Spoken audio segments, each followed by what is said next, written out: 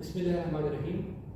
आज के इस लेक्चर में हम सेट्स के जो बेसिक कंसेप्ट्स हैं उन्हीं को थोड़ा सा आगे बढ़ाएंगे और सेट्स के ऊपर हमारे पास कुछ ऑपरेशंस हैं उनको स्टडी करेंगे और उनकी प्रॉपर्टीज़ को क्या करेंगे अंडरस्टैंड करने की कोशिश करेंगे।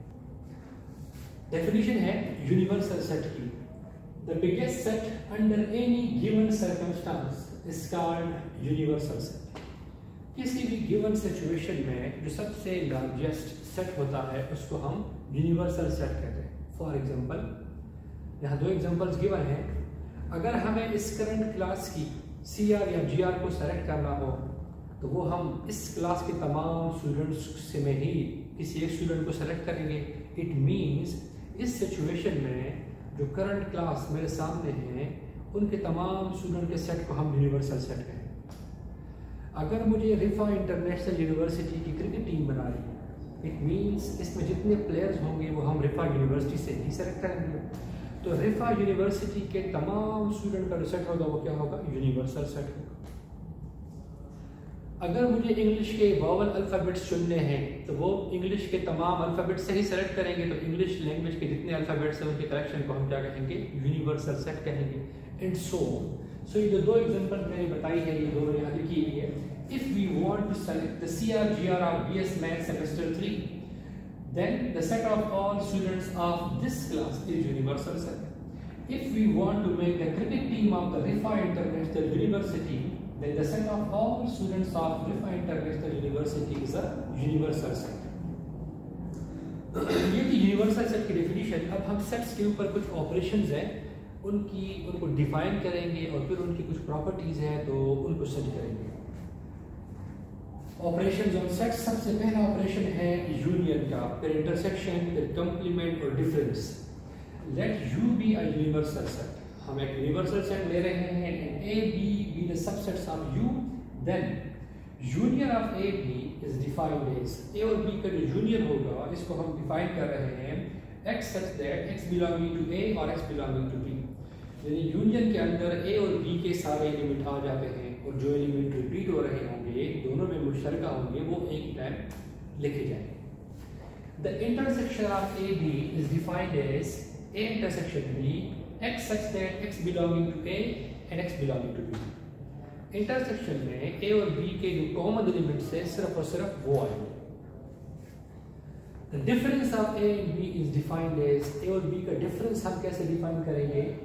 Difference of A and B means ऐसे एलिमेंट्स जो A में तो हो लेकिन B में ना हो। अगर A डिफरेंस B करेंगे, if we want to compute B difference A, then the definition would be ऐसे एलिमेंट जो B में तो हो मगर A में ना हो। So ये डिफरेंस की डेफिनेशन है। नेक्स्ट कंप्लीमेंट की डेफिनेशन है। तो कंप्लीमेंट B बेसिकली डिफरेंस को कहते हैं but with respect to universal set. So the complement of a set A is defined as A complement को हम इस तरह से भी डिनोट कर सकते हैं, A प्राइम से भी डिनोट कर सकते हैं और इसकी डेफिनेशन है U minus A। If we want to compute the complement of a set, we compute its difference with respect to universal set। तो हम A का डिफरेंस मालूम करेंगे with respect to universal set। So A complement definition इसकी ये बनेगी ऐसे element X जो यूनिवर्सल सेट में तो हो बट A में ना हो। अगर यहाँ सेट B कंप्लीमेंट हो तो ऐसे सेट जो U में तो हो बट B में ना हो एंड सो। नेक्स्ट एक थ्योरम है, एलिमेंट्री क्लासेस में ऑलरेडी ये डिस्कस हो चुका है। मैं सिर्फ और सिर्फ ये प्रॉपर्टीज यहाँ लिख रहा हूँ, हम इसके प्रूफ की तरफ यहाँ पे नहीं जा रहे। The following results hold true for the union, intersection, difference and complement and so on.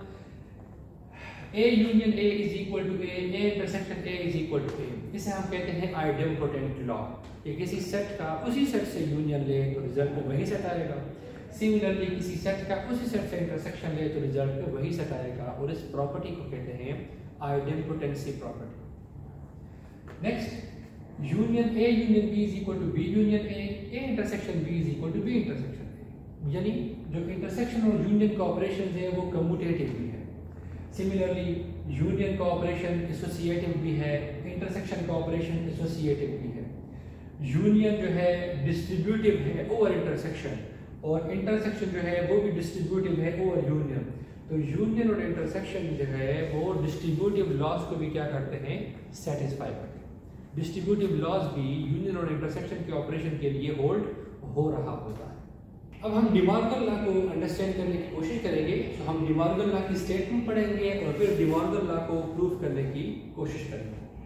So De Morgan law की स्टेटमेंट है late U be a universal set and A, B be the subsets of U, then A union B whole complement is equal to A complement intersection B complement and A intersection B whole complement is equal to A complement union B complement। ये दो De Morgan law की statements है। पहले हम first result को prove करेंगे, then second जो है वो एनालॉगसली प्रूव हो जाएगा। इसको प्रूव करने के लिए रिकॉल करेंगे कंप्लीमेंट की डेफिनेशन। हमने बिल्कुल अभी इसी क्लिप के दौरान हमने कंप्लीमेंट की डेफिनेशन पढ़ी है और किसी भी सेट ए के जो कंप्लीमेंट है उसके अंदर ऐसे तमाम एलिमेंट होते हैं जो यूनिवर्सल सेट के एलिमेंट हो लेकिन सेट ए में ना हो। इसका मतलब ये हुआ कि अगर कोई एलिमेंट सेट ए में है तो फिर उसके कंप्लीमेंट में नहीं होगा। कंप्लीमेंट के अंदर ऐसे एलिमेंट होते हैं जो यू में तो हो लेकिन ए में ना हो। मगर मतलब ये हुआ अगर कोई एलिमेंट सेट ए में है तो वो उसके कंप्लीमेंट में नहीं होगा और अगर कोई एलिमेंट सेट ए के कंप्लीमेंट में है तो फिर वो ए में क्या होगा, नहीं होगा। सो इस थ्योरी को, इस कंसेप्ट को हम लेके चलेंगे इस थ्योरम के प्रूफ में। सबसे पहले हम कहते हैं कि और इसको प्रूफ करने के लिए हम जो रूल यूज करेंगे, हमें पता है कि दो सेट्स इक्वल कब होते हैं। If A subset of B and B subset of A, अगर एक सेट ए बी का सबसेट बन जाए, बी ए का सबसेट बन जाए, इसका मतलब ये हुआ कि वो दोनों क्या हो जाते हैं, इक्वल हो जाते हैं। तो यहाँ पर भी इन दोनों सेट्स के दरमियान इक्वलिटी स्टैब्लिश करने के लिए हमने लेफ्ट साइड को सबसेट प्रूव करना है राइट साइड, राइट साइड को सबसेट प्रूव करना है लेफ्ट साइड। कहते हैं let x belonging to A union B whole complement, let x belonging to A union B whole complement. हमने लेफ्ट साइड का एक एलिमेंट लिया। अब अगर x A union B complement में मौजूद है, इट मींस कि x doesn't belonging to A union B। अगर कोई एलिमेंट किसी सेट के कंप्लीमेंट में है तो फिर उस सेट के अंदर वो नहीं होगा। तो अगर x A यूनियन B के कंप्लीमेंट में है, it means x A union B में नहीं है। अगर कोई एलिमेंट ए और बी के यूनियन में नहीं है, इसका मतलब ये हुआ कि वो ना तो ए में है ना ही बी में है, क्योंकि यूनियन की डेफिनेशन है अगर कोई एलिमेंट ए में है तो भी ए यूनियन बी में आएगा, बी में है तो भी ए यूनियन बी में आएगा। तो यूनियन की डेफिनेशन को यूज करते हैं, अगर कोई एलिमेंट ए और बी के यूनियन में नहीं है, इसका मतलब वो दोनों में नहीं है। This implies x doesn't belongs to A and x doesn't belongs to B। x ना तो A में है ना ही B में है। दिस इंप्लाइज अगर कोई एलिमेंट सेट A में नहीं है, इसका मतलब कि वो उसके कंप्लीमेंट में है। एंड अगर कोई एलिमेंट सेट B में नहीं है, इसका मतलब वो उसके कंप्लीमेंट में मौजूद है। कंप्लीमेंट के लिए हम यहाँ पे प्राइम यूज करेंगे। अब अगर ये x जो है A कंप्लीमेंट में भी है, B कंप्लीमेंट में भी है, और अगर कोई एलिमेंट दोनों सेट्स में हो, इसका मतलब वो उन दोनों के इंटरसेक्शन में चला जाएगा। This implies x belongs to A complement intersection B complement. x किसका एलिमेंट था? A union B whole complement. किस में चला गया? A complement intersection B complement. इसका मतलब ये हुआ कि ये जो स्ट्रक्चर है ये सबसेट है इसका। This implies A union B whole complement is subset of A complement intersection B complement, और इसको हम एक्सप्रेशन 1 कहते हैं। अब हमने राइट साइड को लेफ्ट साइड का क्या प्रूफ करना है? सबसेट प्रूफ करना है। तो हमने राइट साइड का एक एलिमेंट लेना है, let x belongs to A complement intersection B complement. हमने ये लिया। दिस इंप्लाइज अगर x A complement intersection B complement है, this implies x belongs to A complement and and x belongs to b complement. इसका मतलब x a complement में भी है और b कंप्लीमेंट में भी है। दिस इंप्लाइज अगर x a कंप्लीमेंट में है इसका मतलब a में नहीं है, जिसका मतलब x doesn't belongs to a and x doesn't belongs to b।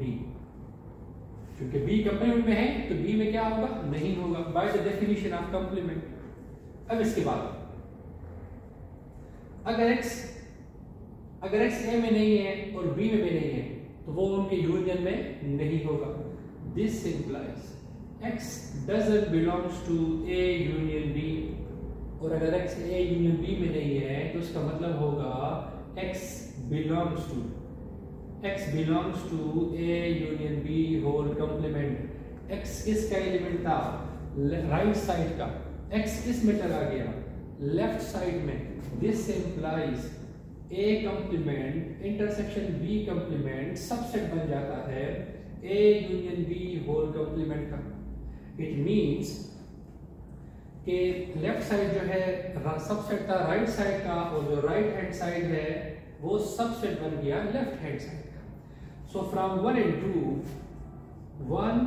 2 from 1 and 2 we have a union b whole complement is equal to a complement intersection b complement। तो हमने इस थ्योरम को यूज करते हुए ये प्रूव कर दिया कि ये जो रिजल्ट है ये क्या है, ट्रू है।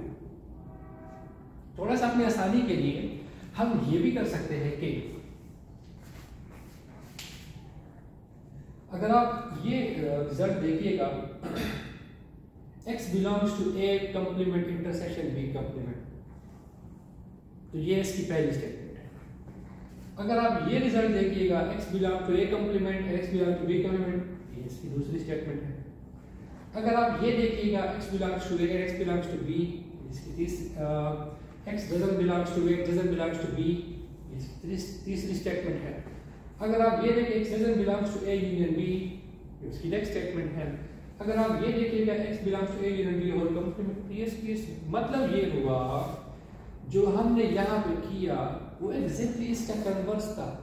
तो बजाय वो सारे स्टेप लिखने के हम ये भी कर सकते हैं कि यहाँ पे बाई कंडीशनल लगा लें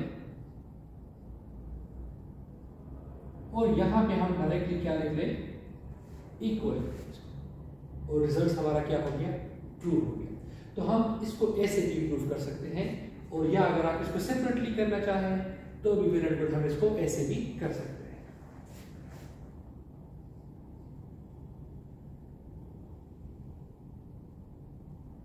डी मॉर्गन लॉ का जो सेकंड पार्ट है उसको हम ऐसे ही एनालॉगसली प्रूव कर सकते हैं। डी मॉर्गन लॉ के सेकंड पार्ट को प्रूव करने के लिए अगेन हम लेफ्ट साइड से एक एलिमेंट लेते हैं, let x belongs to a intersection b whole complement। This implies अगर x इनके कंप्लीमेंट में है x doesn't belongs to a intersection b। अगर x किस दो सेट्स के इंटरसेक्शन में नहीं है इसका मतलब या तो वो a में नहीं है या b में नहीं है या दोनों में नहीं है। तो मिनिमम कंडीशन क्या है, सफिशिएंट कंडीशन क्या है कि ये ट्रू हो। इसका मतलब x doesn't belongs to a or x doesn't belongs to b। हमने सफिशिएंट कंडीशन यूज किया, अगर एटलीस्ट एक में भी नहीं है तो वो इंटरसेक्शन में नहीं होगा। This implies x belongs to a complement or x belongs to b complement। अगर a में एक एलिमेंट नहीं है तो कंप्लीमेंट में होगा, अगर b में नहीं है तो कंप्लीमेंट में होगा। दिस इंप्लाइज अगर x a कंप्लीमेंट में हो या b कंप्लीमेंट में हो तो वो उनके यूनियन में आ जाएगा। This implies x belongs to a complement union b complement। क्या बन गया उसका राइट साइड, एलिमेंट हमने लेफ्ट साइड से लिया, मतलब ये हुआ this implies a intersection b whole complement is subset of a complement union b complement। ये रिजल्ट एस्टेब्लिश हो गया। और अगर हम बैकवर्ड जाए, कन्वर्स की तरफ जाए, तो पहले हम ये एज्यूम करेंगे, इससे हम यहाँ पहुंचेंगे, इससे हम यहाँ पहुंचेंगे, इससे हम यहाँ पहुंचेंगे, एंड सो ऑन। हम क्या कर लेंगे, इक्वलिटी एस्टेब्लिश करने में कामयाब हो जाए। सो ये था डी मॉर्गन लॉ के सेकंड पार्ट का प्रूफ।